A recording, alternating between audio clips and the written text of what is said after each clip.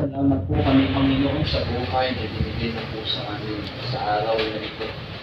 At may ilan kami mga kaibigan na ngayon ay namumuli naman dahil sa pagpano ng mga sa buhay na tulad. Aral.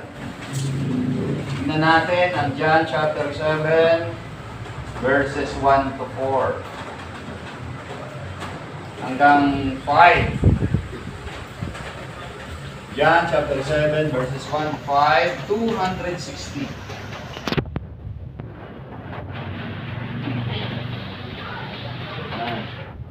At sino mag-volunteer magbasa? Si Ate Ella. Sige Ate Ella, hintayin lang muna natin yung papakita.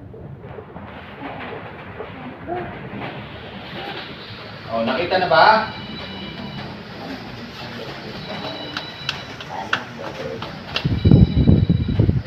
Oh, 260 1 to 5.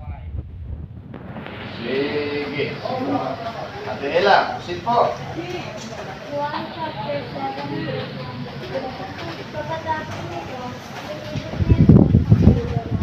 iniwasan niya ang Galilea, sapagkat ibig siyang pagayin ng mga Hudyoso.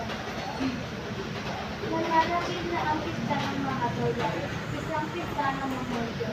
Kaya sinabi ni Jesus ng kanyang mga kapatid, bakit hindi ka umalis dito at pumunta sa Judea, para makita ng mga alagad ang ginagawa mo. Wala sa ang naglilinis ng kanyang ginagawa at ang pangalan niya nagagawa. Ginagawa mo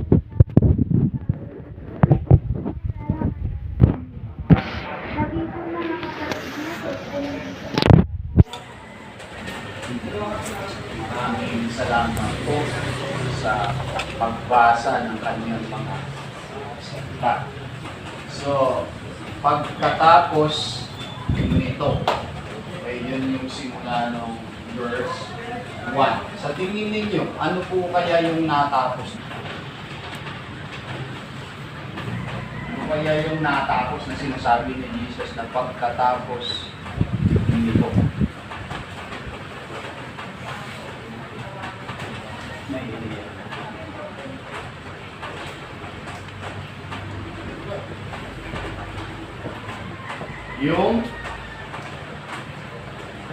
Yung mga alagad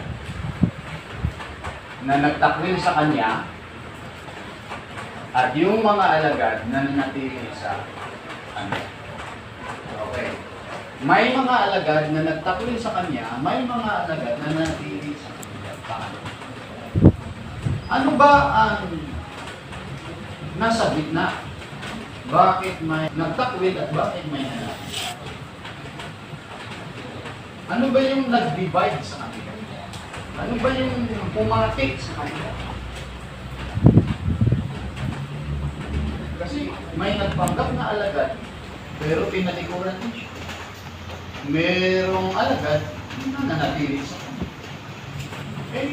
Ano po? Yung nagbukod sa kanila.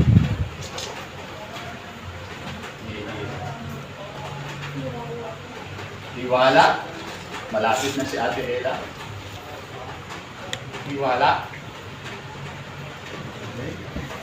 Yung katotohanan. Yung tinuturo ni Jesus. Alam niyo, malalaman niyo lang ang Kristyano o hindi kung paano siya tumutulong sa katotohanan. Pag ang tao ayaw sa katuruan ni Jesus, sa tingin niya, Kristyano siya. Pag ang tao gusto niya yung salita ng Diyos, sa tingin niya, mananampalataya. Yes. Kaya, ang katotohanan ay nagbubukod. Binubukod niya yung hindi totoo sa totoo. Totoo, gusto nila ang salita na Diyos, tinatanggap nila ang salita. Diyos ang nagkukunwari at ayaw, yun yung tatalikod sila sa salita. Ngayon, Anong lugar ang nilibot ni Jesus? Galilea. Ano naman yung lugar na iniiwasan? Judea. Okay. Sa tingin niyo, bakit iniiwasan niya ang Judea?